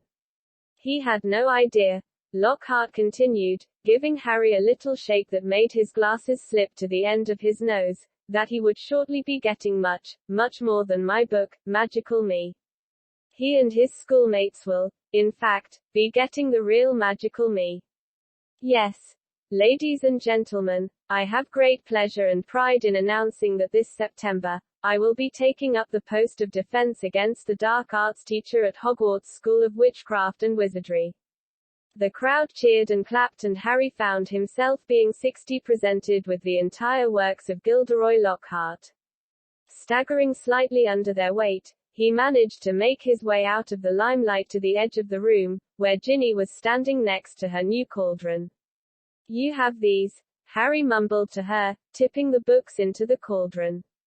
I'll buy my own. Bet you loved that, didn't you, Potter? Said a voice Harry had no trouble recognizing. He straightened up and found himself face to face with Draco Malfoy, who was wearing his usual sneer. Famous Harry Potter, said Malfoy. Can't even go into a bookshop without making the front page. Leave him alone, he didn't want all that, said Ginny. It was the first time she had spoken in front of Harry. She was glaring at Malfoy. Potter, you've got yourself a girlfriend, drawled Malfoy. Ginny went scarlet as Ron and Hermione fought their way over, both clutching stacks of Lockhart's books. Oh, It's you, said Ron, looking at Malfoy as if he was something unpleasant on the sole of his shoe. Bet you're surprised to see Harry here, eh? Not as surprised as I am to see you in a shop, Weasley, retorted Malfoy. I suppose your parents will go hungry for a month to pay for all those. Ron went as red as Ginny. He dropped his books into the cauldron, too, and started toward Malfoy, but Harry and Hermione grabbed the back of his jacket. Ron, said Mr. Weasley, struggling over with Fred and George. What are you doing? It's too crowded in here, let's go outside.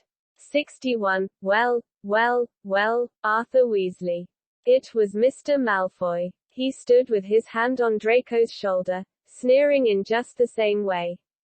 Lucius, said Mr. Weasley, nodding coldly.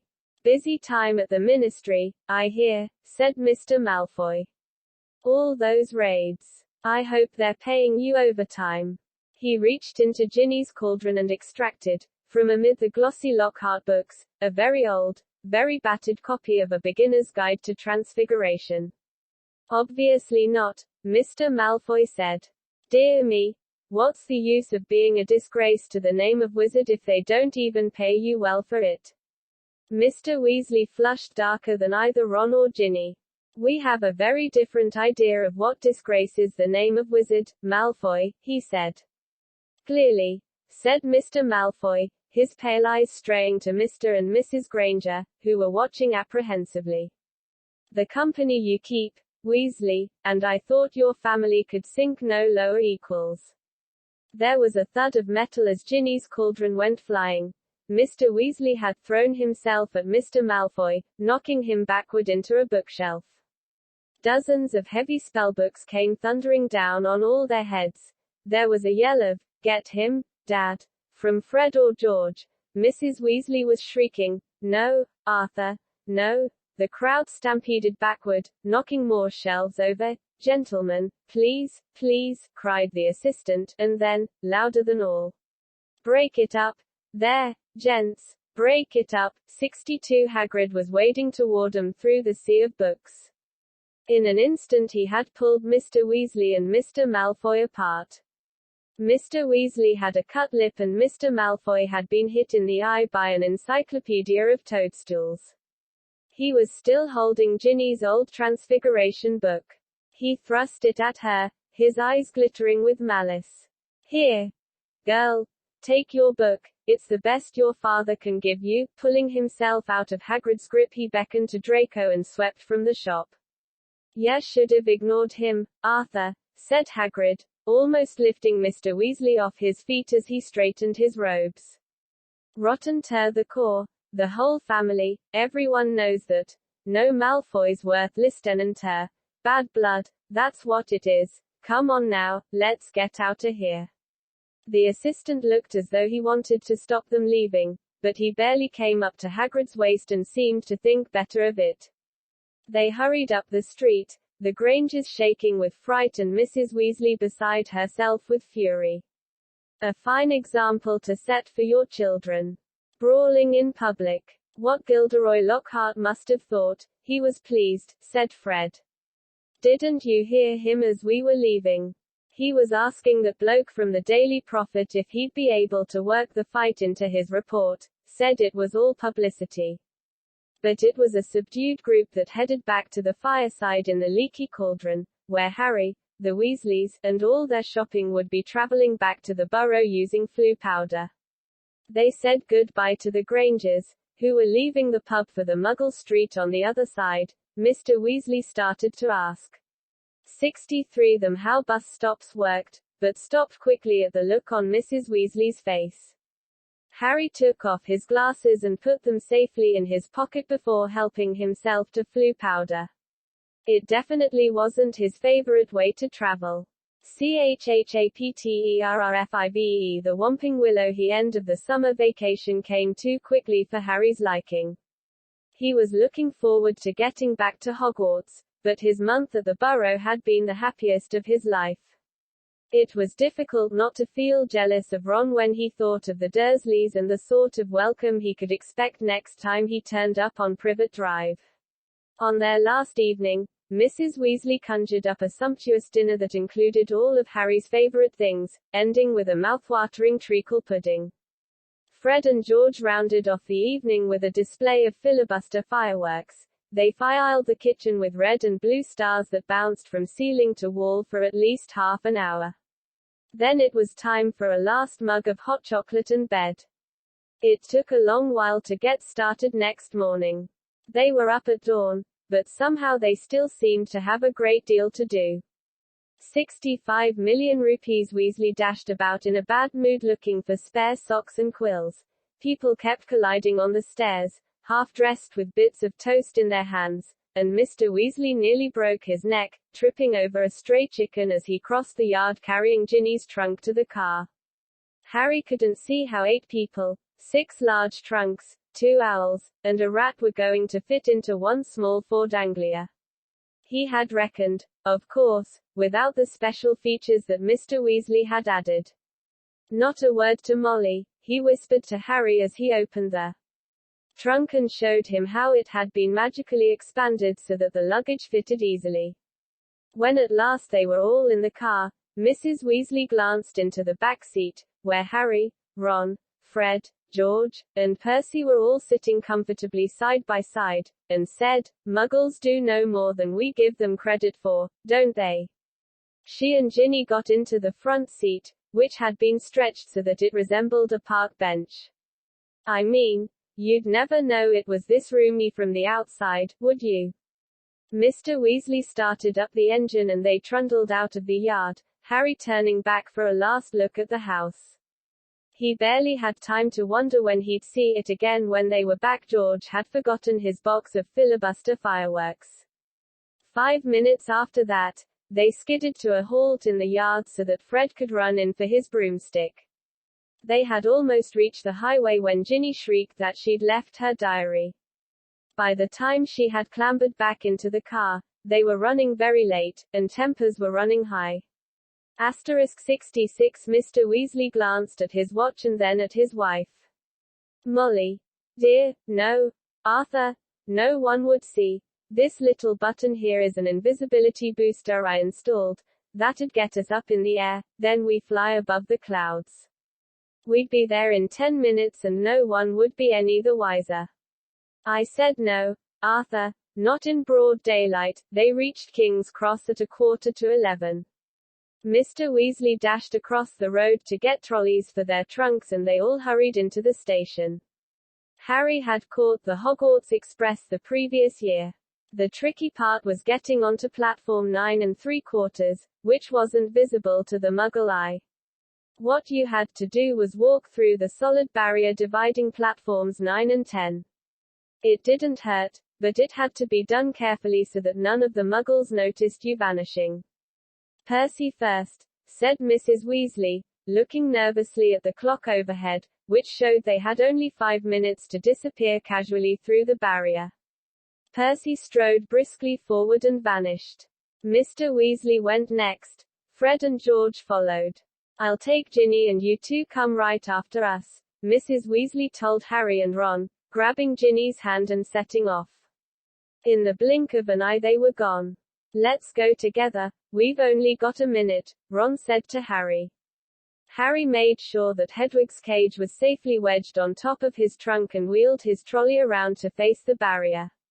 He felt 61. Perfectly confident. This wasn't nearly as uncomfortable as using flu powder. Both of them bent low over the handles of their trolleys and walked purposefully toward the barrier, gathering speed. A few feet away from it, they broke into a run and crash. Both trolleys hit the barrier and bounced backward. Ron's trunk fell off with a loud thump, Harry was knocked off his feet, and Hedwig's cage bounced onto the shiny floor, and she rolled away, shrieking indignantly. People all around them stared and a guard nearby yelled, "What in blazes do you think you're doing?" Lost control of the trolley, Harry gasped, clutching his ribs as he got up. Ron ran to pick up Hedwig, who was causing such a scene that there was a lot of muttering about cruelty to animals from the surrounding crowd. "Why can't we get through?" Harry hissed to Ron. "I dunno." Ron looked wildly around. A dozen curious people were still watching them.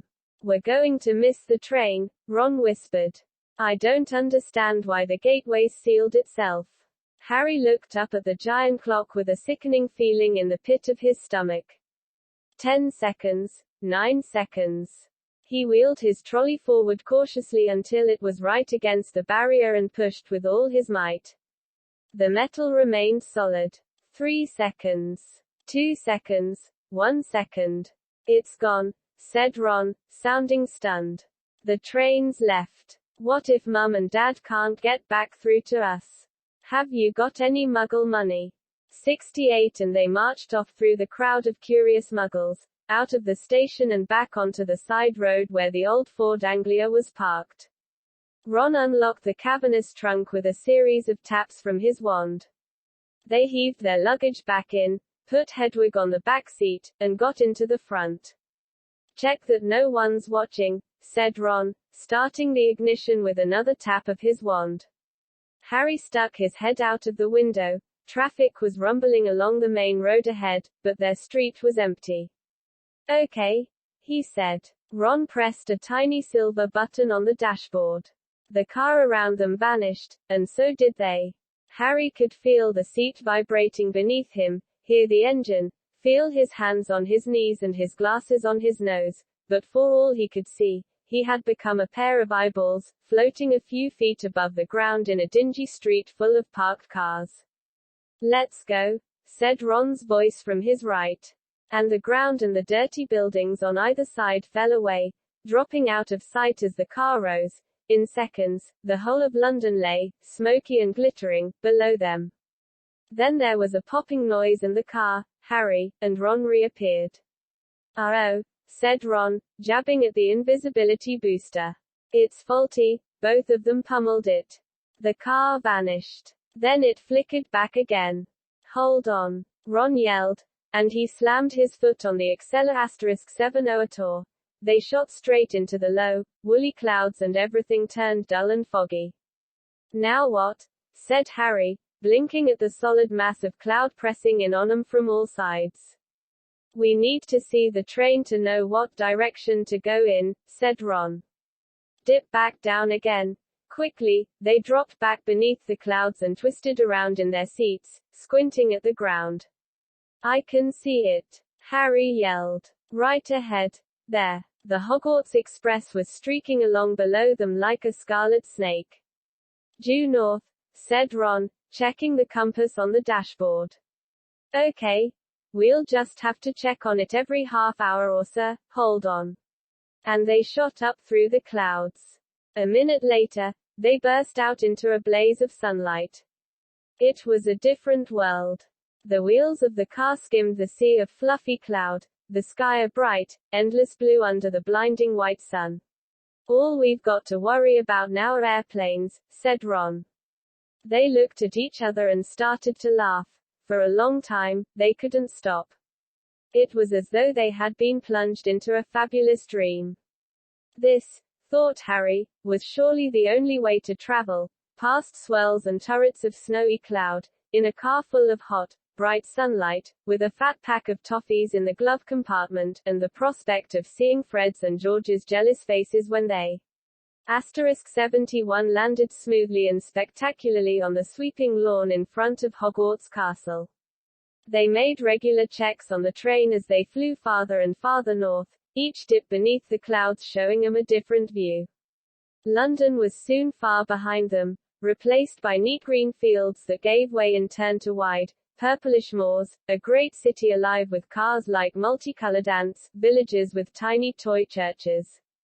Several uneventful hours later, however, Harry had to admit that some of the fun was wearing off. The toffees had made him extremely thirsty and they had nothing to drink.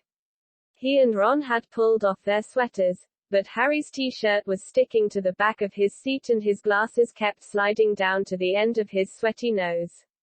He had stopped noticing the fantastic cloud shapes now and was thinking longingly of the train miles below, where you could buy ice-cold pumpkin juice from a trolley pushed by a plump witch. Why hadn't they been able to get onto platform 9 3/4? "Can't be much further, can it?" croaked Ron, hours later still, as the sun started to sink into their floor of cloud, staining it a deep pink. Ready for another check on the train. It was still right below them, winding its way past a snow-capped mountain. It was much darker beneath the canopy of clouds. Ron put his foot on the accelerator and drove them upward again, but as he did so, the engine began to whine. Harry and Ron exchanged nervous glances. "It's probably just tired," said Ron. "It's never been this far before. 12 and they both pretended not to notice the whining growing louder and louder as the sky became steadily darker. Stars were blossoming in the blackness. Harry pulled his sweater back on, trying to ignore the way the windshield wipers were now waving feebly, as though in protest. "Not far," said Ron, more to the car than to Harry, "not far now," and he patted the dashboard nervously. When they flew back beneath the clouds a little while later, they had to squint through the darkness for a landmark they knew. "There!" Harry shouted, making Ron and Hedwig jump. Straight ahead, silhouetted on the dark horizon, high on the cliff over the lake, stood the many turrets and towers of Hogwarts Castle. But the car had begun to shudder and was losing speed. "Come on," Ron said cajolingly, giving the steering wheel a little shake. "Nearly there, come on." The engine groaned. Narrow jets of steam were issuing from under the hood. Harry found himself gripping the edges of his seat very hard as they flew toward the lake. The car gave a nasty wobble. Glancing out of his window, Harry saw the smooth, black, glassy surface of the water, a mile below. Ron's knuckles were white on the steering wheel. The car wobbled again. "Come on," Ron muttered. They were over the lake, the castle was right ahead. Ron put his foot down. There was a loud clunk, a splutter, and the engine died completely. "Uh-oh," said Ron, into the silence. The nose of the car dropped. They were falling, gathering speed, heading straight for the solid castle wall. "No!" Ron yelled, swinging the steering wheel around. They missed the dark stone wall by inches as the car turned in a great arc, soaring over the dark greenhouses, then the vegetable patch, and then out over the black lawns, losing altitude all the time. Ron let go of the steering wheel completely and pulled his wand out of his back pocket. "Stop! Stop!" he yelled, whacking the dashboard and the windshield, but they were still plummeting, the ground flying up toward them. "Watch out for that tree!" Harry bellowed, lunging for the steering wheel, but too late. Crunch. With an ear-splitting bang of metal on wood, they hit the thick tree trunk and dropped to the ground with a heavy jolt. Steam was billowing from under the crumpled hood. Hedwig was shrieking in terror. A golf ball-sized lump was throbbing on Harry's head where he had hit the windshield, and to his right, Ron let out a low, despairing groan. "Are you okay?" Harry said urgently. "My wand," said Ron, in a shaky voice. "Look at my wand." It had snapped, almost in two. The tip was dangling limply, held on by a few splinters. Harry opened his mouth to say he was sure they'd be able to mend it up at the school, but he never even got started. At that very moment, something hit his side of the car with the force of a *Y4* charging bull, sending him lurching sideways into Ron, just as an equally heavy blow hit the roof. "What's happened?" Ron gasped, staring through the windshield, and Harry looked around just in time to see a branch as thick as a python smash into it. The tree they had hit was attacking them. Its trunk was bent almost double, and its gnarled boughs were pummeling every inch of the car it could reach. "Ah," said Ron as another twisted limb punched a large dent into his door. The windshield was now trembling under a hail of blows from knuckle-like twigs, and a branch as thick as a battering ram was pounding furiously on the roof, which seemed to be caving. "Run for it!" Ron shouted, throwing his full weight against his door, but next second he had been knocked backward into Harry's lap by a vicious uppercut from another branch. "We're done for," he moaned as the ceiling sagged, but suddenly the floor of the car was vibrating. The engine had restarted. "Reverse!" Harry yelled, and the car shot backward. The tree was still trying to hit them. They could hear its roots creaking as it almost ripped itself up, lashing out at them as they sped out of reach. That, panted Ron, was close. Well done, car. The car, however, had reached the end of its tether. With two sharp clunks, the doors flew open and Harry felt his seat tip sideways. Next thing he knew, he was sprawled on the damp ground. Loud thuds told him that the car was ejecting their luggage from the trunk. Hedwig's cage flew through the air and burst open. She rose out of it with an angry screech and sped off toward the castle. Y5 without a backward look. Then, dented, scratched, and steaming, the car rumbled off into the darkness, its rear lights blazing angrily. Come back, Ron yelled after it, brandishing his broken wand. Dad'll kill me. But the car disappeared from view with one last snort from its exhaust. Can you believe our luck? Said Ron miserably, bending down to pick up Scabbers. Of all the trees we could have hit, we had to get one that hits back. He glanced over his shoulder at the ancient tree, which was still flailing its branches threateningly. Come on, said Harry wearily, we'd better get up to the school. It wasn't at all the triumphant arrival they had pictured. Stiff, cold, and bruised, they seized the ends of their trunks and began dragging them up the grass